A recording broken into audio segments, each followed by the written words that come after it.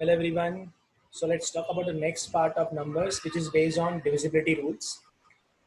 So start करते हैं बिल्कुल बेसिक नंबर से 2. एक नंबर 2 से डिवाइड कब होगा, कैसे मालूम पड़ेगा? Will check simply for the last number. अगर लास्ट नंबर डिवाइड होगा तो नंबर भी डिवाइड होगा. फॉर 4 हम लास्ट के 2 नंबर चेक करेंगे. अगर लास्ट के 2 नंबर डिवाइड हो गए तो नंबर भी डिवाइड होगा. 8 के लिए हम लास्ट के 3 नंबर चेक करेंगे. अगर लास्ट के 3 नंबर डिवाइड हो जाते हैं किसी नंबर में तो नंबर 8 से भी डिवाइड होगा. एंड 16 के लिए विल चेक फॉर व्हाट? 16 के लिए will check for the last के 4 नंबर. अगर आखिरी के 4 नंबर डिवाइड हो गए तो नंबर भी डिवाइड हो जाएगा. सो जैसे जैसे 2 की पावर बढ़ते जाएगी वैसे वैसे डिजिट बढ़ते जाएगी, बिकॉज ये नंबर प्योरली 2 के ऊपर बेस्ड है. 2 की पावर 1, 2 की पावर 2, 2 की पावर 3 या 2 की पावर 4, राइट? तो हमें याद रखना है कि अगर 32 पूछा होता तो क्या रूल होगा 32 के लिए? Will simply check for last के 5 नंबर. अगर आखिरी के 5 नंबर जो भी हैं अगर वो डिवाइड हो गए 32 से तो कितना बड़ा भी नंबर आ जाए वो नंबर भी डिवाइड हो जाएगा, राइट? ऐसा क्यों होता है वो समझ लेते हैं एक बार. सपोज अगर मान लेते हैं 4 है तो लेट्स से कोई नंबर है, लेट्स से ABCDE, और मैं इसको ब्रेक कर सकता हूँ, कहना राइट, ABC00 प्लस DE, है ना? क्योंकि अगर मैंने इसको ब्रेक कर दिया तो आखिरी के 2 नंबर जो थे वो हटा दिए, DE लिख दिए और तो लगा दिया यहाँ पे 2 0. अब अगर 2 0 है इसका मतलब है नंबर किसका मल्टीपल है? नंबर 100 का मल्टीपल है. और 100 का मल्टीपल जो होता है वो कोई भी मल्टीपल आ जाए कंफर्म है 4 से डिवाइड तो होगा ही होगा. बस ये D और E डिवाइड हो जाएंगे तो भी हमारा काम चल जाएगा, बिकॉज 100 के तो डिवाइड होता ही है, बस DE डिवाइड हो जाए. सेम लॉजिक गोज विथ 8 कि 8 के लिए क्या होगा? 8 के लिए हम लास्ट के 3 नंबर चेक करते हैं. सो अगर नंबर था let's say ABCDE, so I will write AB000 और साथ में आ जाएगा CDE और डिवाइड में हो गया 8.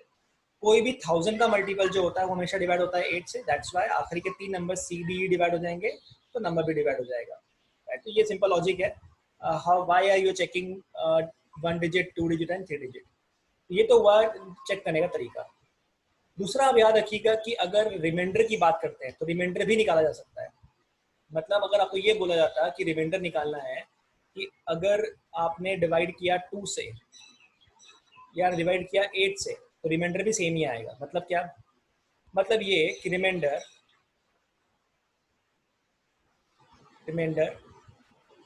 when a number n is divided by 2 raised to n. 2 raised to n को हमने डिवाइड किया, सॉरी 2 raised to n से डिवाइड किया एक नंबर को n को, then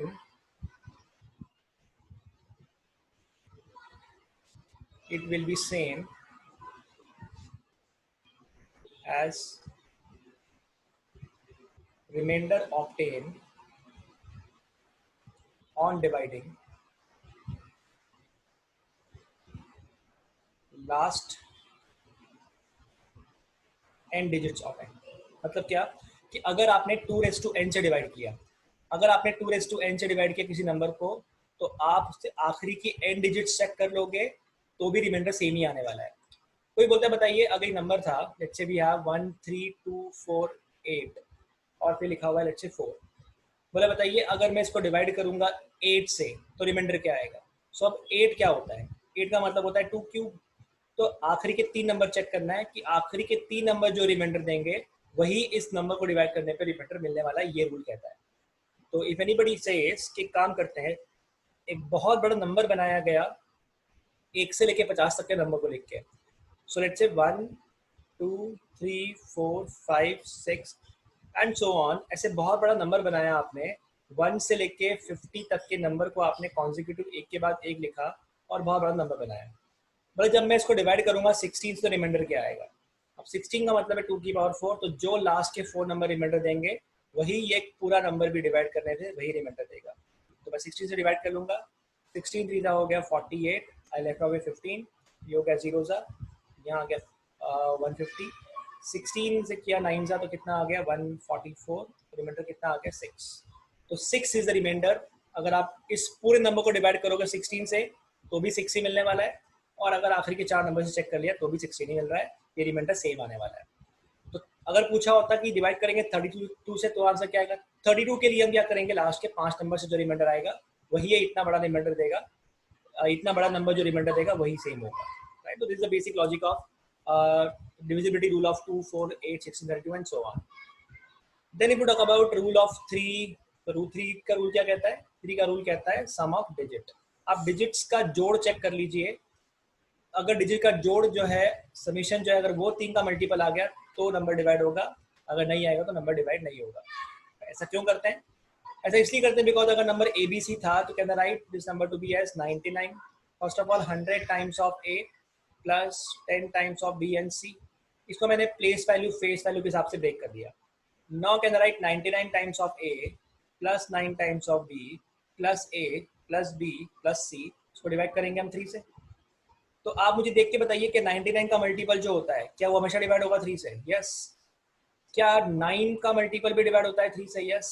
बस ये collectively a plus B plus C divide हो जाए, तीनों पार्ट डिवाइड हो जाएंगे तो रिमाइंडर कितना मिल जाएगा? 0 मिल जाएगा. दैट मीन्स कि सम ऑफ द आना चाहिए सम a प्लस बी प्लस सी, ये 3 से डिवाइड होना चाहिए, 3 का मल्टीपल होना चाहिए. Same goes with 9.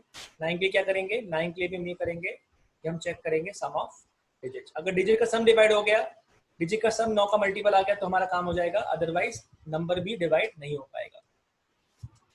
Then if you talk about let's say 6 का रूल कहता है बच्चों कि अगर नंबर 2 से डिवाइड होता है एंड साथ साथ में 3 से डिवाइड होता है तो नंबर 6 से भी डिवाइड होगा. 7 पे एकदम एंड में आएंगे लेकिन करेंगे जरूर. 8 हो चुका है, 9 हो चुका है. 10 का रूल हमको मालूम ही है. 10 के लिए हम क्या करते हैं? लास्ट का नंबर चेक करते हैं, लास्ट में 0 होना चाहिए या फिर 5 होना चाहिए. That's it. 11 पे थोड़ी देर से आते हैं, लेकिन यार रखना अगर नंबर दिया है 12, एक नंबर दिया है 15, तो आपको क्या ढूंढना होता है? आपको ये ढूंढना है कि ऐसे दो नंबर बताइए जिनका मल्टीप्लाई 12 आ जाए, लेकिन नंबर को प्राइम होना चाहिए, आपस में कुछ भी कॉमन नहीं होना चाहिए. सो ऐसे दो नंबर जिनका मल्टीप्लाई 12 आना चाहिए, वो 2 and 6 भी होता है, वो 3 and 4 भी होता है, लेकिन 2 और 6 को प्राइम नहीं है. इसलिए जो नंबर 2 से डिवाइड होगा और 6 से डिवाइड होगा कोई कंपल्सरी नहीं है कि नंबर 12 से भी डिवाइड होगा. लेकिन अगर नंबर 3 से डिवाइड हुआ और 4 से डिवाइड हुआ, compulsorily this number will be divisible by 12, right? तो अगर 2 से डिवाइड होता है और 6 से डिवाइड होता है, फॉर एग्जांपल 66, तो 2 से भी हो रहा है 6 से भी हो रहा है, लेकिन ये 12 से नहीं होता है. लेकिन अगर नंबर लेते हैं लेट्स से 216, तो ये 4 से डिवाइड होता है. यस. क्या ये 3 से भी डिवाइड होता है? समीशन आ रहा है 9, और लास्ट के दो नंबर डिवाइड होते हैं 4 से, तो नंबर भी डिवाइड होगा. सम डिवाइड हो रहा है 3 से, नंबर भी डिवाइड होगा. तो 3 और 4 दोनों से डिवाइड होता है, इसका मतलब डिवाइड होगा. तो हम क्या ढूंढेंगे? हम ऐसे नंबर ढूंढेंगे जिनका मल्टीप्लाई ये नंबर खुद आ जाए लेकिन नंबर को प्राइम होना चाहिए. तो 15 का रूल क्या होगा? 3 and 5. तो 18 का रूल क्या होगा? 2 and 9. ऐसे किसी भी नंबर का रूल बना सकते हैं बड़े नंबर के लिए, जो ऑफ कोर्स कंपोजिट नंबर है. अब अगर बात करें 11 की, तो 11 का रूल क्या कहता है? 11 का रूल कहता है कि आप एक काम कीजिए, सम निकालिए, sum of digits at odd places. Odd places की डिजिट का सम निकालिए, माइनस कीजिए sum of digits at even places. इनको ऐड कीजिए, इनका डिफरेंस निकाल लीजिए. मॉड इसे निकाला बिकॉज मुझे लेना है इस पर नॉर्मल डिफरेंस. डिफरेंस 0 आना चाहिए. ये डिफरेंस 0 आ गया बेस्ट है, नहीं आएगा तो एटलीस्ट ये 11 का मल्टीपल आना चाहिए, तो भी काम चल जाएगा. तो मल्टीपल ऑफ 11 आ जाए या 0 आ जाए तब नंबर डिवाइड होगा, तब नंबर डिविजिबल बाय 11 होगा.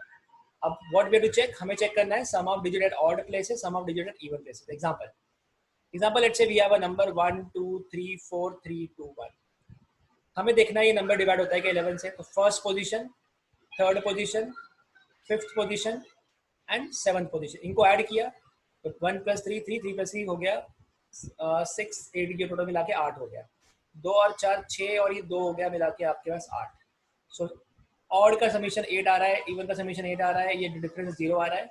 0 आया तो नंबर डिवाइड होगा, तो आंसर आ जाएगा yes this number is divisible by 11. ये नंबर 11 से डिवाइड होता है. तो ये बिल्कुल बेसिक लॉजिक होगा हमें याद रखना है कि हाउ विल वी चेक कि नंबर डिवाइड होता है कि नहीं होता है. ठीक है, दिस इज फॉर 11. अब अगर आगे बात करें तो ये याद रखना है अपने को कि कोई भी नंबर अगर आएगा बड़ा नंबर n, तो n क्या है? a क्रॉस b ढूंढना है. सो a comma b must be को प्राइम. ये नंबर को प्राइम होने चाहिए. ठीक है, तो divisible by, if a number is divisible by let's say if n is divisible by a and by b, then it is divisible by not n, let's say if p, then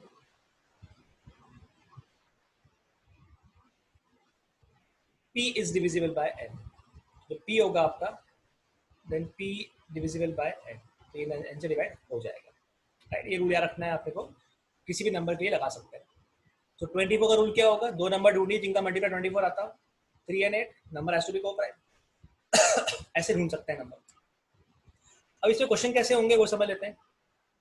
अभी suppose अगर मान लेते हैं number लिखा होता है, बोला बताइए कि हमें ढूंढना है मिसिंग नंबर, ऐसा बोला है 32x14 जो है ये नंबर डिविजिबल है